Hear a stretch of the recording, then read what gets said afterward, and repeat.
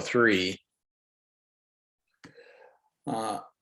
This is Chair Bennett. I would like to call to order the March 22, 2022 special meeting of the Hillsboro Planning Commission. Mr. Cooper, would you please call the roll? Give him just 1 second. All right. Thank you. President Bennett. Here. Vice President Kavulia. Here. Commissioner Eyre. Here. Commissioner Grillo. Here. Commissioner Schiller. Here. Commissioner Thrall-Nash. Here. And Commissioner Usmani, I just spoke to and will not be available tonight. We have a quorum present, so we will proceed with our, albeit brief, agenda tonight. The Planning Commission is placing emphasis on effectively addressing the issues in which we are engaged in a respectful and timely manner. We ask all parties to hearings and administrative matters during our meetings to assist us with this emphasis by participating in a direct and relevant testimony and comments. Of course, there are no opportunities for either public or participant testimony or commentary tonight, given the limited nature of this hearing. This is our continued hearing on Appeal 001-22, the second and main Commons project. The applicant is Travis Henry of Henry Point Development. The appellants are Marlis Carter, Dana Carter, Yvonne DeHart, Dirk Knudsen, and Jeff Nelson. The legal description of the property, which is the subject of the application, are tax lots 6,800, 6,900, 7,000, 7,100, 7,200, and 7,300 on Washington County Assessor's Tax Map 1N2-31CC. The request is, this is a continuance of the February 23, 2022 initial hearing on this application. The Planning Commission meeting will only be for Planning Commission to review and consider additional testimony and evidence and responses that were previously submitted by participants to this proceeding.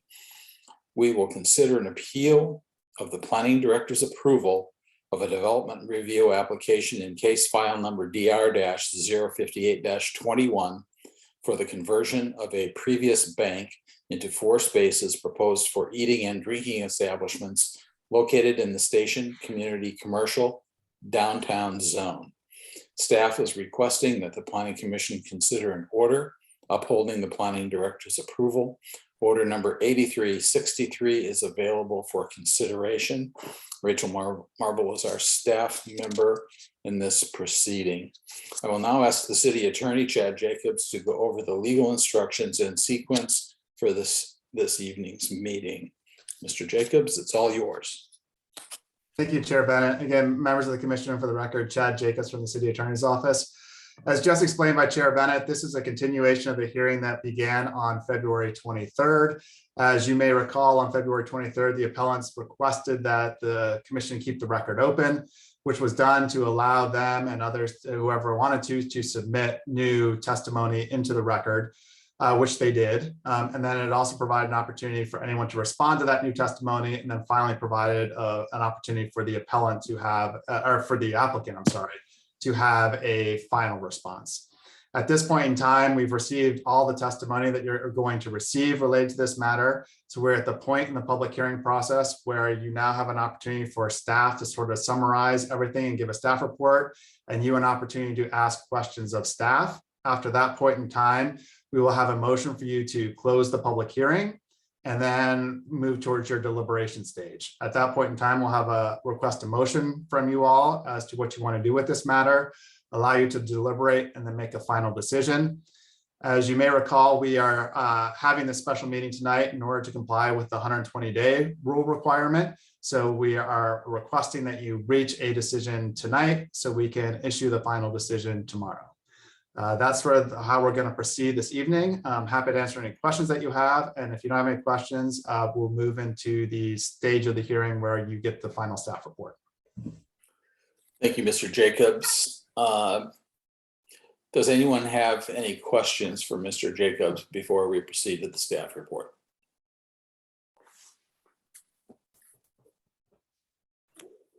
I'm seeing none. So Ms. Marble, would you please proceed with the staff report? Good evening, commissioners. For the record, it's Rachel Marble, planner with the Community Development Department. I am going to give a brief recap of the staff report, and I'm not intending to cover the entirety of the staff report that I gave you at the last hearing, although I'm happy to answer any questions you have at the end to re-clarify information that I gave you at the previous hearing. So following, as Chad mentioned, following the hearing on February 23rd, the appellants requested that the record be held open and had 7 days to submit additional testimony. That testimony was included to you in a staff report. And no, I'll clarify a few points based on that additional testimony that was submitted. However, most of that testimony was re-highlighting and clarifying points that were originally made in the appellant's filing.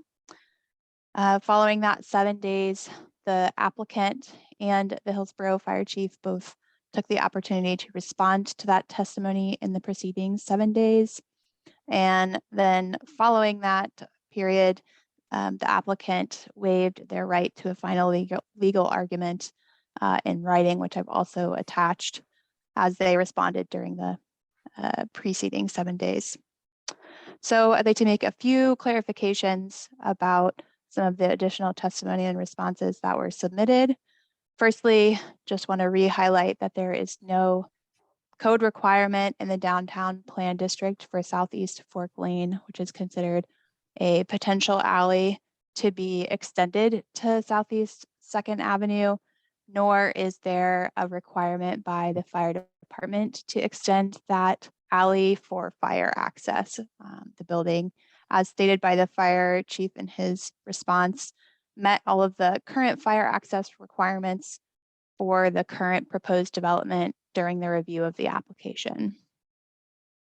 Secondly, I just want to re-highlight that the correct tax lots, including tax lots 6,800, 6,900, 7,000, 7,100, 7,200, and 7,300 have been referenced consistently and correctly in the public notice for the original development review, in the notice of the decision for the development review, and in any staff reports that have been published on both the original appeal and then on the appeal hearing and then on tonight's staff report.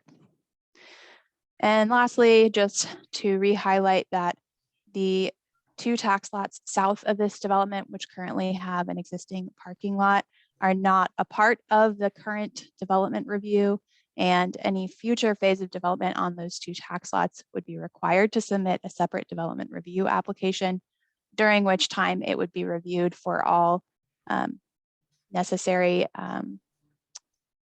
code requirements, including fire access at that time for whatever is being proposed on those 2 tax lots. And it would be reviewed the same as any development that is coming into the city. That's all I have for you this evening, and I'm happy to answer any questions at this time. Thank you, Ms. Marble. Do commissioners have any questions for Ms. Marble? I can't see everybody at one time, so I'm going to scroll back and forth here. I'm not seeing anyone raising their hands. So no questions for staff.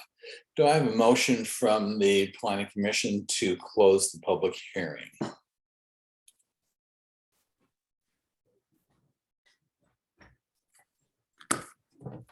I'll move that we close the public hearing. And do I have a second to that motion? Okay. I have a motion from Commissioner Grillo to close the public hearing, seconded by Commissioner Kavuya. All those in favor, please say aye. Aye. Aye. All those opposed, please say nay. Does anyone want to abstain? Looks like we have a unanimous motion to close the public hearing. Now's the time for the Planning Commission deliberations. Who would like to start out this evening?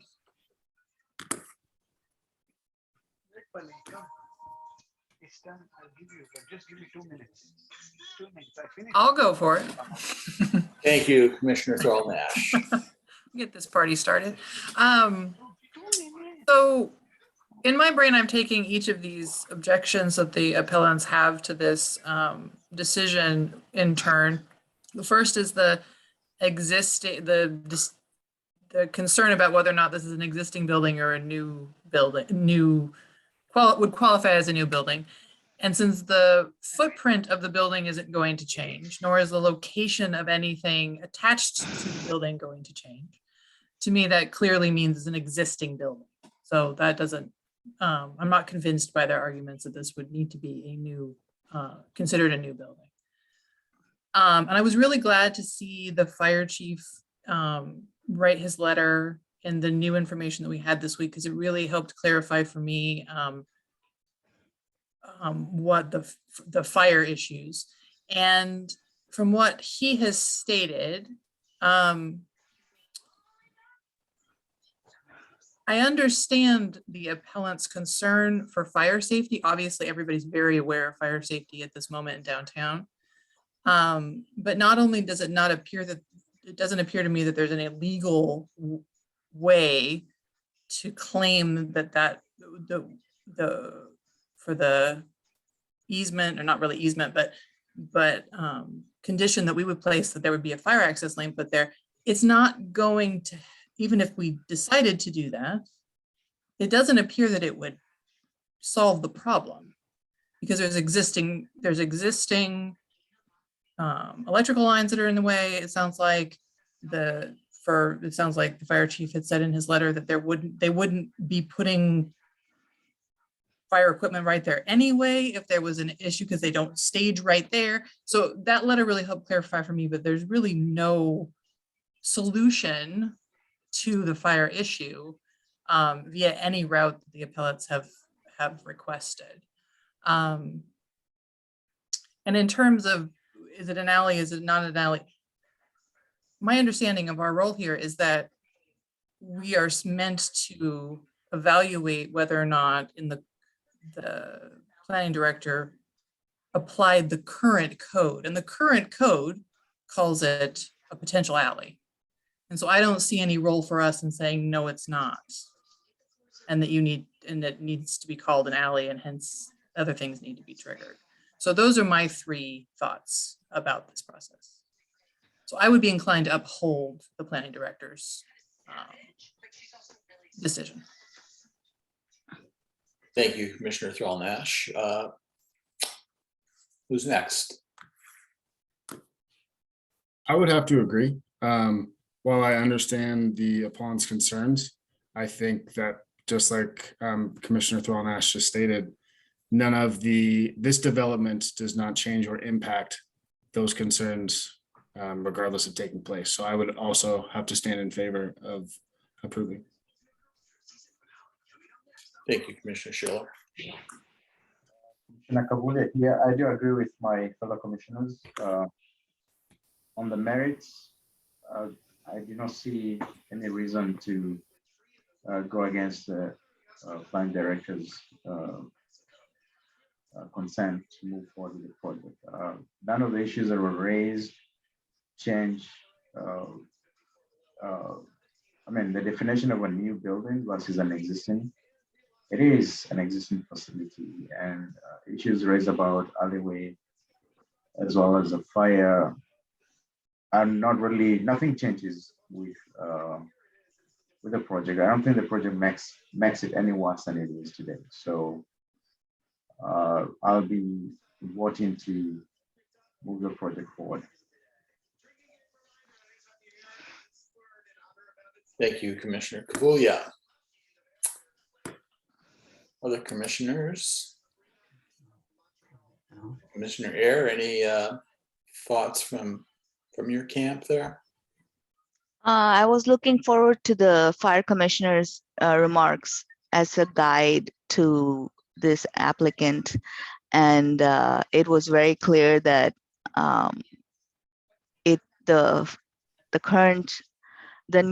the existing building's structure would not change anything legally for fire access, and the existing versus new building definitions show that it's an existing building, and so I'm inclined to approve the project.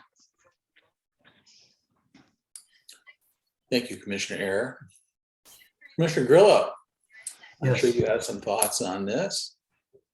Well, I share many of the thoughts that the other planning commissioners, I was sitting back yesterday thinking about this case from both angles, and what struck me is that what we have here is somebody who is renovating an existing structure.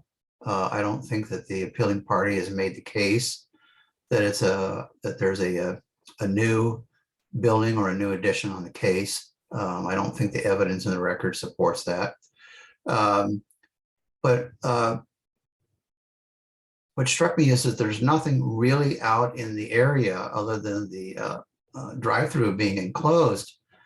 And really the only change that's really occurring is that the other parties in question won't be able to drive through the drive-through, which was stated at the previous meeting. And I don't find that to be a sufficient argument to uphold the appeal. I think that raises a larger question, which I think is outside the jurisdiction of the Planning Commission, as to who has access over whose property in this super block. And my personal opinion is I think that should be deferred to greater minds, certainly than myself, on that issue. I also would agree with the Planning Commission that the March 9th letter from the chief was very helpful. It's clear that he has indicated that the submittal met the minimum requirements for fire department access. So although there was a lot of conversation in the public hearing about what's fire access, who has fire access, and whatever, at least from my standpoint, I found the fire chief's point very persuasive. The other thing that Commissioner Thrall-Nash pointed to, which I thought was very interesting, was even if there wasn't an extension of part of the alley over to Second, that appears to be in no way, shape, or form, according to the fire chief's argument, that he would be driving any fire apparatus down that alley in any way, shape, or form, depending on the type of fire, and not the least of which it was the concern for safety of the firemen for the overhead utilities. So, which was something that we didn't have a lot of conversation about, but I think that's fairly persuasive, quite frankly. And although we had, again, a lot of conversation about what constitutes fire access, fire safety, I think the fire chief's letter, in the absence of any other evidence, I think is persuasive over the arguments that the appellants had. I'm inclined to uphold the planning director's decision, and I will make one sidebar. There seems to be a lot of other conversation and other topics coming into play in this appeal, all of which have nothing to do with what the Planning Commission can deal with. I don't think we need to have a position on what the Redevelopment or Economic Development Council does or doesn't lend money to. I don't think we're in a position to talk in depth about what the Hillsboro Way is. I think that's outside of the wheelhouse for the Planning Commission, Chair Bennett. And I think that what I'm left with is there's a additional public information conversation that needs to be held outside of this appeal with the balance of the property owners, leases, whatever you wish to call them, in this super block. That this planning commission is not the forum to have that, quite frankly. But I think there's a need for that out there. But having said that, clearly the staff, Ms. Marble and the fire chief, have extended themselves multiple times. And I think we need to acknowledge that the city has reached out, has tried to explain much of this, what's going on. That's unfortunate that, and it kind of goes back to the theory that I've always had, is that anytime you're trying to teach somebody something at a public hearing, that's not the right time. Education in terminology, education in fire apparatus, education in what's a limited land use decision. And lastly, I would say that at least from my perspective, I do not think it's appropriate for people to come to a public forum in a public hearing as this is and indicate, as what I heard at the last planning commission, that this mechanism is being used to leverage another property owner. I think that's inappropriate. And it's not anything that I can do with. And I hope the rest of the planning commission would agree with me. But the bottom line for me is I'm inclined to uphold the planning director's decision. Chair Bennett, thank you. Thank you, Commissioner Grill. Very well thought out comments by everybody tonight. It's clear to me, at least, that the arguments that have been made by the appellants in this case have been listened to by all the planning commission members and carefully thought about. I guess I want to say make a couple of prefatory comments before I kind of go through my analysis of the issues. The first is that I'm very sensitive to the safety and fire issues that the appellants have raised.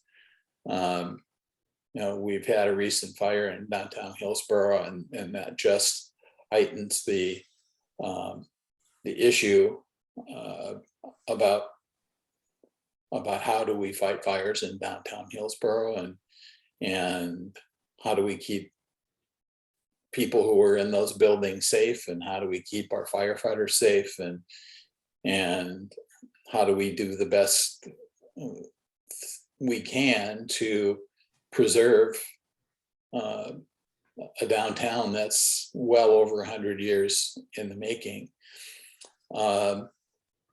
So the concerns that have been raised certainly have, I don't think, fallen on deaf ears with this commission. I think they're serious concerns. Having said that, the sandbox inside which we play is limited by what the code says. And we can only look to the code to size up this application and size up the appeal. And what happens outside the code is not within our jurisdiction. Some concerns have been raised that there are mistakes in the code based upon historical documents, and the time for addressing those mistakes is not in these quasi-judicial proceedings. The time for dealing with those kinds of arguments is in a legislative context, and we're not in that context here. We, as a planning commission, have to take the code as it's given to us, and we have an obligation to implement it whether we agree with it or not. So having said that, kind of going the couple of easy issues, I think the tax lot descriptions, it's very clear both in the director's decision and the staff reports that the description of the tax lots, which are the subject of the application, is correct. So and there's been no evidence provided that that anyone was truly confused by the fact that the original application included a couple of other tax lot numbers. So to the extent that there was any prejudice there, I think the ability for people to see what the notice of decision said in terms of how the property was described and have an opportunity to participate in this proceeding and voice their views, correct whatever minor technical error may exist with regard to the tax lot. So I'm not concerned about that. With regard to the issue of the existing versus new building, I think our code is quite clear that this is a modification of an existing building. I could see a scenario that isn't present here, where if someone were trying to leave 6 feet of a wall of an old building up in order to avoid streetscape standards that are in the new code, I could see that kind of argument being made that that's not an existing building, but that's not what we're dealing with here.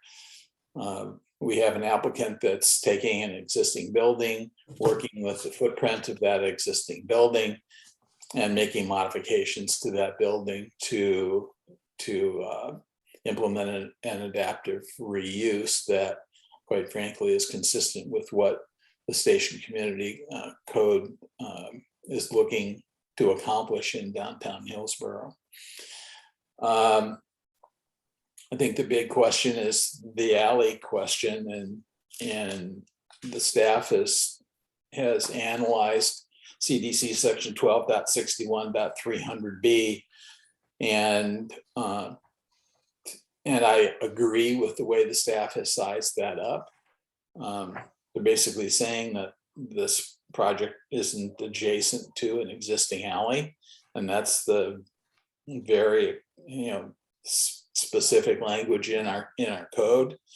The code does indicate that Fork Lane is a potential alley, but the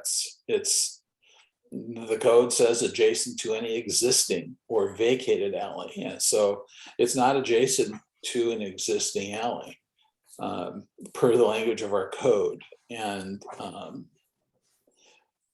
I think all of the other arguments relating to the size of the alley, the width of the alley, whether the alley is safe for firefighting vehicles, they're a bit on the in the category of red herrings. They're just they're concerns that have been raised that are policy concerns. They're not concerns that are in front of us based on the language of our code.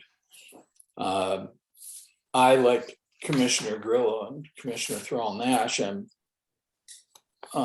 persuaded by the letter that the city has received from Fire Chief Downey that talks about Fork Lane, and I mean, the letter says, quote, "It would be inconsistent with firefighting tactics to drive a fire apparatus down a 20-foot dead-end alley directly adjacent to the buildings constructed at right-of-way and on which overhead utilities further limit the use of the alley for fire access." What I read that to say is that even if that alley were extended through there, it wouldn't be used because it wouldn't be an appropriate means of fighting fire in those buildings. I, unfortunately for the applicants, don't feel that our code requires this applicant to provide an avenue of safety for the appellants that isn't provided in our regulations. While it would be awesome if there were a great big wide way for a fire truck to get back in there to fight a fire, that's not what our code requires. And so while I'm sympathetic to the risks that that those property owners have to deal with, like I said earlier, we're confined by what our code requires, not what we maybe would require in our heart.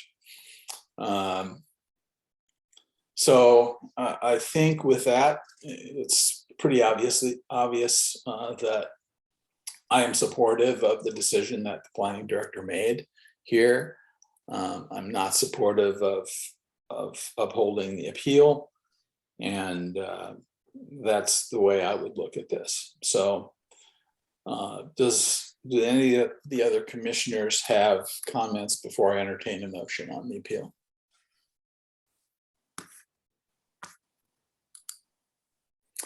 I'm seeing none. So having said that, do we have a final motion on appeal 001-22, second and main comments, to reverse or affirm the planning director's decision on case file number DR-028-21? So moved. I have a first by Commissioner Air. Is there a second? One second. I have a second by Commissioner Schiller. Just to clarify, the motion is the motion to affirm the planning director's decision. I just want Commissioner Air, just want to make clear that that's what your motion is. Yes, it is to uphold the planning director's decision. Okay, and is it also intended to be based on the staff report and the supplemental staff reports that we have received, together with the arguments that have been made by the attorney for the applicant in support of that motion? Yes. Okay, so having heard a motion and a second to affirm the planning director's decision on case file number DR-028-21, based on the staff reports on file and based upon the legal argument made by the attorney for the appellant, Mr. Cooper, will you please roll call this motion? Yes, one moment, President Bennett.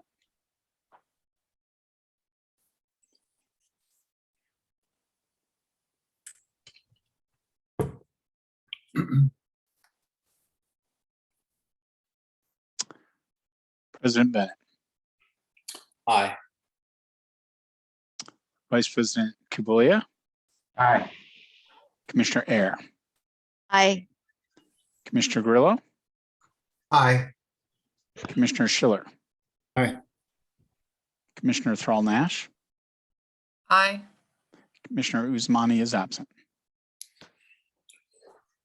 The vote is 6-0 to affirm the planning director's decision on case file number DR-028-21 and to deny the appeal in case file number 001-22. That's it for that matter. I have only one other matter. Excuse me, Chair Bennett, I'm sorry to interrupt. Yes. Before you move off of this matter, can I just confirm with staff that they don't need approval of in the motion for a revised condition of approval number 4 that was in the draft order from February 23rd, because that was not included in the motion that was just approved. So Chris or Rachel, do you want to provide? I certainly think we could redo the motion to ensure if that's required, Rachel. Yes, the motion should include a revised condition of approval as requested in the staff report. So I apologize, I didn't catch this earlier. If you recall in your packet from February 23rd, there was a draft order that staff had put together. And in that draft order, there was a revised condition of approval number 4, which basically stated that prior to submittal for building permits, the applicant shall submit a lot consolidation application to the planning division for tax lots 1N231 CC 06800, 6900, 7000, 7100, 7200, compliance to be verified by the planning division. So if the commission is so inclined, I would ask that you just approve a new motion affirming the planning commissioner's decision with the revised condition approval number 4 as stated in the draft order. Mr. Jacobs, can I just ask for an amended order to include the modification condition of approval number 4? That would be fine. Okay, so what I would do is entertain a motion to modify the order we just approved, which is order 8363, by modifying condition of approval number 4 as indicated in the staff report. Do I have a motion to that effect? And President Bennett, just to, if I may interrupt with a point of order, for the audience, I want to make it clear that there is no public testimony or public comment this evening. This meeting was strictly for deliberation. We've got some people that are raising their hands, so I just wanted to make that clear as we're making this final motion. Thank you. Thank you, Mr. Cooper. So I would entertain a motion to modify our approved motion to include a modification to condition of approval number 4 as indicated in the staff report. So moved. Do I have a motion from Commissioner Air? Do I have a second? I will second it. I have a motion from Commissioner Air, seconded by Commissioner Schiller, to modify the previous motion to modify condition of approval number 4 as indicated in the staff report. All those in favor, say aye. Aye. Anyone who's opposed, please say nay. Does anyone abstain? The motion carries. All right. So I think that disposes of the appeal. I have only one item. It's not even a housekeeping item. It's an informational item. All commissioners should have received via email this week from the Oregon Government Ethics Commission a request that you file an annual statement of economic interest. It's very easy to do. I filled mine out in less than 5 minutes, but it's required by the state when you're a member of a public commission like the Planning Commission. So I just wanted to bring that to your attention. Is there anyone who hasn't received that email from the Government Ethics Commission? It's looking like everybody received it. Okay, just wanted to make sure that you pay attention to that. The deadline for filing that statement is April 15th. Does anyone else have anything for the good of the order? Hearing none, we'll adjourn this Planning Commission, special meeting of the Planning Commission at 6:41 p.m. We'll see everyone tomorrow night for our regular meeting. Have a good night, a good day tomorrow. Thanks for everyone participating. Appreciate the time.